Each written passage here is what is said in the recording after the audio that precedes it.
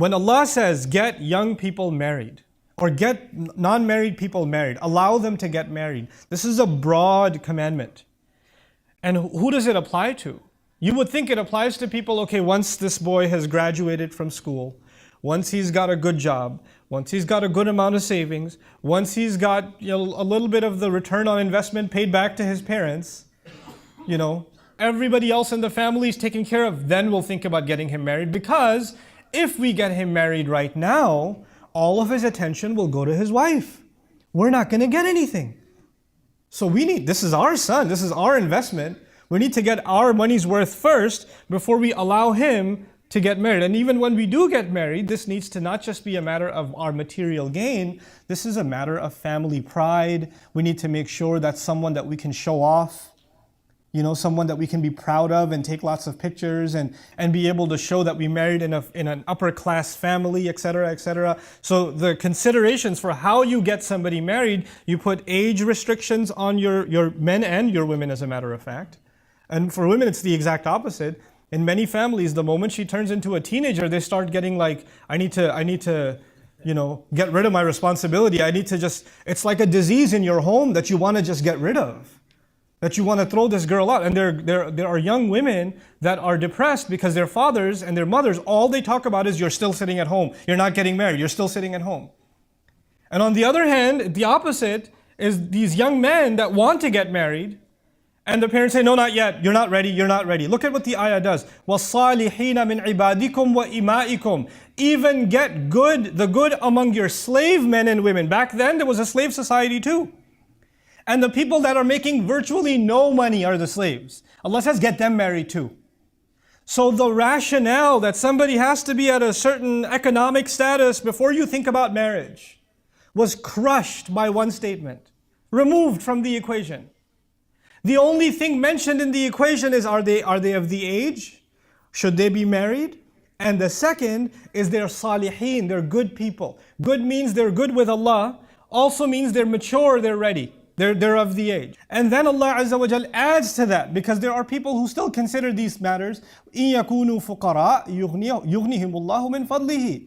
If they happen to be bankrupt, if they don't have a lot of money, don't worry, that's not your problem. Allah will give them wealth from His own blessing. Because bankruptcy to Allah is a lesser problem. But aima means lots of people in society that are not married. That's a much bigger problem. Not having money is a less problem. But not having people tied down in healthy relationships, that's a much, much bigger problem to Allah. When I was studying this word, I even found a narration, أَنَّهُ كَانَ يَتَعَوَّذُ sallallahu alayhi wa sallam min al-ayma. Rasulullah sallallahu alayhi wa sallam used to actually seek refuge from a society with a lot of single people. He used to be worried about the ummah becoming people, a lot of single people just happy the way they are. And they're not happy the way they are, it's just that their families kept pushing them candidates that they're not interested in. And the one they wanted to marry, they're not allowed to marry. And so they say, whatever, I'll just stay single. And when somebody says, I stay single, doesn't mean I stay an angel. Let's be very clear what that means. If there's a 30-year-old, and he's a professional, and he's making good money, and she's 29 years old or 28 years old, and she's graduated from school, and she's not married, that does not mean temptation hasn't come to them, sin hasn't come their way, that they've just lived this pious life like they're living in the city of Medina back in the day. And by the way, even the city of Medina had its issues. The city of Medina had pretty crazy situations. If you study the life of the Prophet ﷺ carefully, and what happened with the companions around, stuff happened. Just this morning I was reading about the narration of a Sahabi who went back to Makkah, and he used to have literally a girlfriend. The words in the narration are Khalila, a girlfriend, back before he became Muslim. And she saw him and she goes, Malak, what's wrong with you? Don't you want to be alone with me again? Literally that's what she said. And he said, well, there's Islam between you and me now. That's what he said. And she got mad at him, and she got her brothers and friends to beat him up. And he says, fine, okay, the only way for us now is I have to marry you. And she says, fine, marry me. He goes, I have to ask the Prophet first. Because he doesn't know if he can marry someone who's a non-Muslim. So he goes back to the Prophet ﷺ, and he asks him, and then the ayat came down, لا تنكحوا المشركات. Don't marry mushrik women until they believe. If she wants to accept Islam, fine. If not, then no. If she wants to leave her pagan ways, then fine. But I digress from the point. The first point I wanted to make is, how do we make marriage easy? Because this is the way of shaitan. You know what the way of shaitan is? Shah Wali al-Adhalbi rahimahullah put it so brilliantly. The way of shaitan in a society is you make the haram easy and you make the halal difficult. And when that happens in a society, shaitan has won. Because people will gravitate towards what is easy. So today, if you want pleasure for your eyes, what can you capture on a screen, where the places you can go, the access that you have at your workplace, at your campuses, you know, on your mobile devices, on social media platforms, on dating apps, you name it. All of that has become easy. And while the door to haram, to fulfill, because human beings, men will have desire for women, that's something Allah put inside them. It's not going to go away. Women will want companionship. It's something Allah put inside, it's in their nature. That's why families come together anyway. And then that young man comes to his parents and says, I think I need to get married. I know I'm only in my 3rd year of college, but this is getting out of hand, Mom. This is getting out of hand, Dad. And he doesn't say, Dad, my hormones are driving me crazy. Man, the girls on campus, I don't even know what to tell you. Seriously though, you know, this one girl keeps texting me out. He's not going to talk like that to his dad or his mom. He's just going to say, Mom, I think I need to get married. And then what do parents do? They humiliate this young man. Oh, can't hold it in, huh? Can't control yourself? Well, I was 40 when I got married, and your father starts giving you lectures. So what we've done as parents oftentimes is oppress and suppress what naturally Allah put inside of us, especially in a time when the haram is wide open. Then you have to go out of your way to make the halal easy.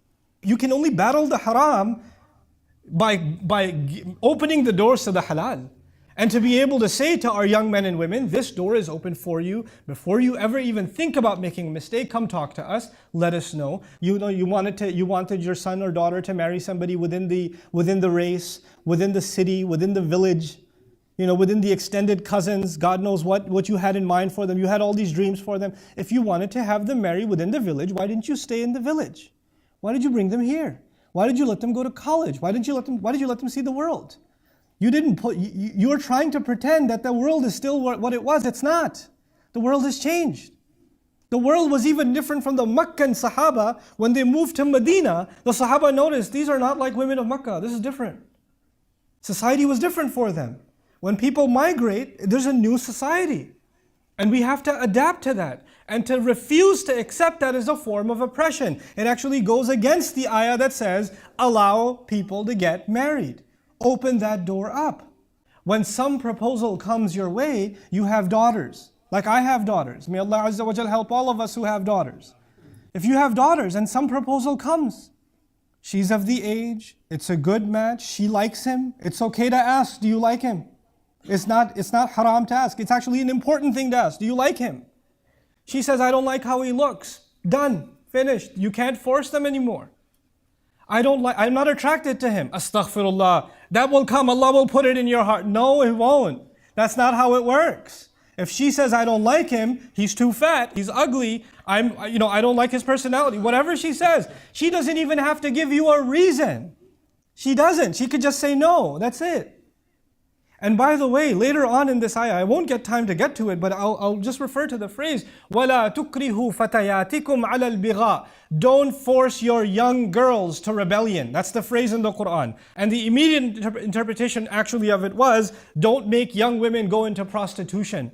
Because in Medina, that's what they did with slave women. They used them to make money off of them. That's what they did. And Quran came and spoke against that. But the phrasing Allah used wasn't just about prostitution.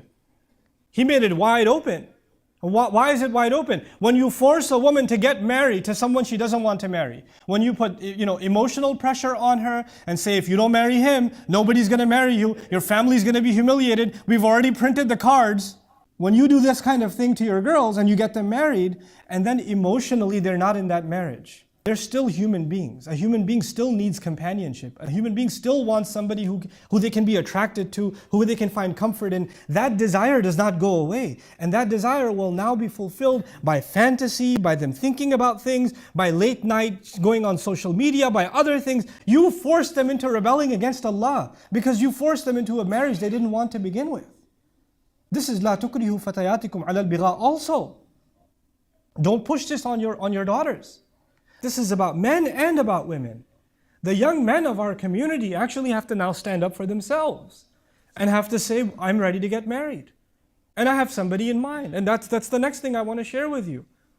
You know, when it comes to, you want a marriage that lasts forever. Like we want our boy to have the perfect girl. Good luck with that, by the way. Because perfection is not going to happen in this, and your boy isn't perfect. Let me tell you. If you don't know, let me tell you. We're all human beings. And human beings have flaws. And sometimes things work, and sometimes things don't work.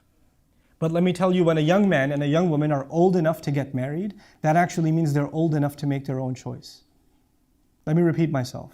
When they're old enough to get married, they're old enough to make their own choice. And maybe you don't like their choice. And your job and my job as parents is to advise them and say, I don't think this is a good choice. I think that you could do better. By the way, as a parent, I think I'm always going to say you could do better. But maybe you think this is a mistake. What if your son is 25 years old? Your daughter is 30 years old. And she wants to make a mistake. That halal mistake is way better.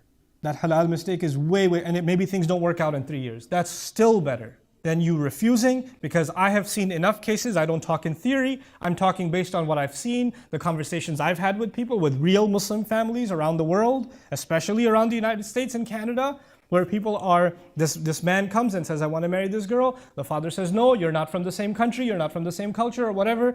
You can't get married to my daughter, or the other way around. But these two are still already emotionally attached. So they're texting each other, talking to each other, hanging out with each other, having dinner with each other. Parents don't know. 5, 6 years go by, they're refusing other proposals. Then the girl is forced to marry somebody else and she's still talking to the guy.